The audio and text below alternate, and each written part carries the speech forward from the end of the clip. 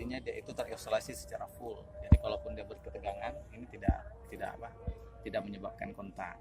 Tapi intinya untuk penanganan sementara ini kita akan 24 jam kita akan terus bekerja dengan menggeser seluruh tiang yang patah. Kemudian tiang pengganti juga kita akan paralel langsung tanam, dan juga ini kabel ini akan kami jaga sementara, yang bisa dinyalakan akan kami nyalakan dulu karena nggak mungkin pelanggan lama sekali padam gitu ya. Yang bisa kita alihkan